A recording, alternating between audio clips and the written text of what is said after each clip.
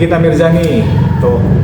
Nikita adalah orang yang sangat kontroversial banget dan dia tuh mempunyai aura yang mistisnya kuat. Mistisnya kuat kenapa? Karena setiap persidangan ataupun kasus-kasus yang dia hadapin tuh selalu berkaitan dengan uang. Selalu berkaitan dengan uang. Jadi intinya kenapa selalu ada di persidangan ini selalu ada sesuatu atau selalu ada momen-momen yang menarik perhatian orang ya, karena Niki ini mempunyai aura yang bagus gitu. Seperti yang waktu kemarin kejadian yang ada kucing masuk di ruang sidang dia, itu sebenarnya tanda sebenarnya, tapi kita tidak menyadari itu karena tandanya ya kucing ini kan makhluk yang sangat tahu mana orang yang hatinya bersih dan baik lah, intinya seperti itu. Ya. Oke, melihat tanda dari kebaikan sang Niki sendiri bahwa dia dikatakan strong woman juga, itu seperti apa sih? Strong woman, ya. Banyak yang bilang Niki ini adalah sebagai seorang wanita Amazon. Kenapa wanita Amazon? Karena dia betul tadi bilang dia strong woman. Tapi di balik strong woman-nya itu sebenarnya Niki ini adalah orang yang sangat mempunyai simpati dan antipati pada orang lain, terutama orang-orang yang sedang kesusahan sebenarnya. Nah, terlepas dari itu, kenapa Niki ini selalu menjadi artis yang kontroversial? Ya karena itu gayanya dia seperti itu. Gayanya dia seperti itu. Bang, tapi Niki sendiri selalu terlihat rapi gitu ketika persidangan. Apakah dia menutupi sesuatu atau ada yang dia sembunyikan? Oke. Ya. Dia menutupi sesuatu, dia menutupi amarah yang sedang dia jalanin. Jadi intinya proses persidangan ini sangat menyita waktu dan juga sangat menyita segalanya untuk Niki, termasuk materi lah ya, karena materi juga sudah berjalan juga. Nah, Niki ini selalu ingin terlihat rapi itu kenapa? Karena untuk menutupi kemarahan dia atau lebih tepatnya kekecewaan Niki sendiri. Proses ini bakal bergulir terus Bang? Atau masih lama? Proses ini masih berjalan agak lama karena sebenarnya kasus Niki ini bukan kasus yang pure adalah kasus pemerasan yang Niki lakukan. Untuk apa Niki melakukan 4M pemerasan? Kan tidak make sense sebenarnya. Karena Niki aja kalau misalnya kita bilang dia untuk endorsement dan lain-lain, itu lebih dari situ sebenarnya.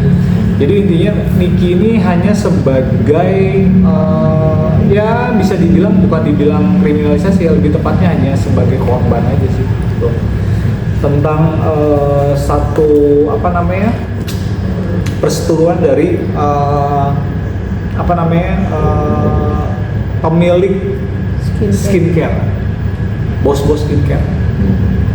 Oke, kok melihat minggu lalu di persidangan disaksikan bahwa rekening tabungan Niki itu kan terbuka hingga membuat luapnya emosi bahwa dia merasa kok nggak konfirmasi dulu gitu.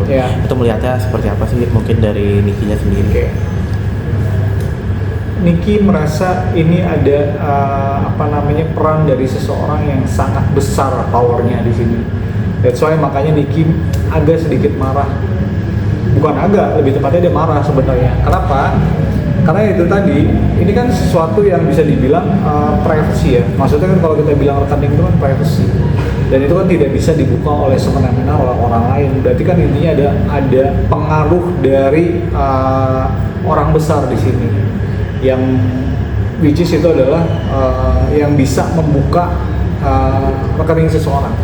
Karena bank tidak bisa membuka itu sebenarnya. Jadi kemungkinan ya Niki sangat marah. Oke, mungkin ada pengaruh-pengaruh juga sehingga membuat dia marah. Nah, ini untuk bergulirnya waktu, Niki ini kedepannya akan seperti apa sih kok? Akankah dia sabar menghadapi 5 bulan persidangan ini, sementara dia jauh dari anak, banyak sekali yang harus dia lalui, itu seperti apa? Oke, sebenarnya udah lebih dari 5 bulan ya. Kasus Niki ini udah berjalan udah hampir 8 bulan sebenarnya. Apakah dia sabar? Ya, Niki itu selalu mengikuti semua proses yang dia jalanin. Lebih tepatnya adalah dia selalu mengikuti semua proses-proses yang hukum yang dia harus jalanin. Jadi intinya Niki ini orang yang sangat kooperatif kok gitu. Tapi soal kesabaran ya namanya Niki lah. Niki punya batas kesabaran. Ya buat saat ini sih mungkin Niki enjoy aja, tapi dia sangat berharap bahwa kasus ini cepat selesai. Kenapa? Karena sini sudah menyita banget waktunya dia untuk keluarga dan juga untuk dia mencari nafkah ya di sini.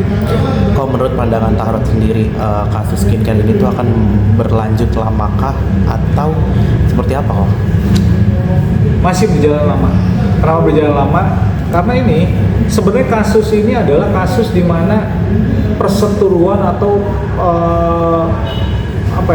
perseteruan dari dua produk skincare terbesar di Indonesia. Gitu. Jadi kemungkinan lama. Ini merupakan kasus terberat Niki atau seperti apa dong? Ini apa kasus terberat Niki? Bang. Enggak sih. Niki banyak kasus yang lebih berat lagi. Cuman ini yang di blow up aja, yang akhirnya dia masuk persidangan sebenarnya. Ini semua kan sebenarnya karena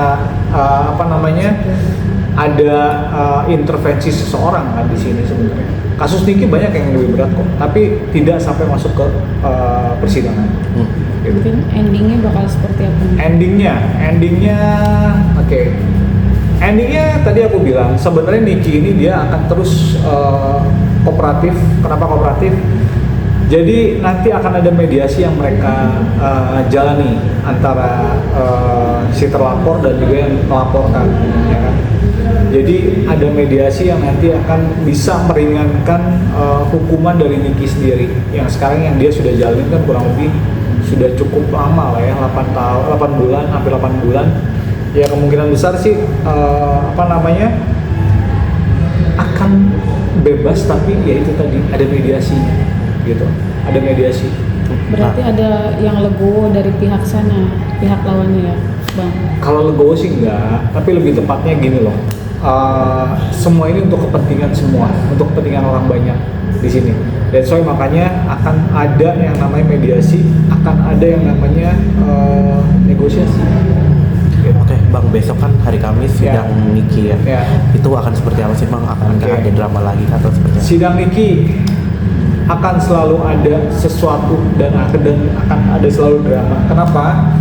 Karena banyak sekali bukan netizen ya, banyak sekali pendukung Niki, pro-nya Niki ini yang mereka bisa dibilang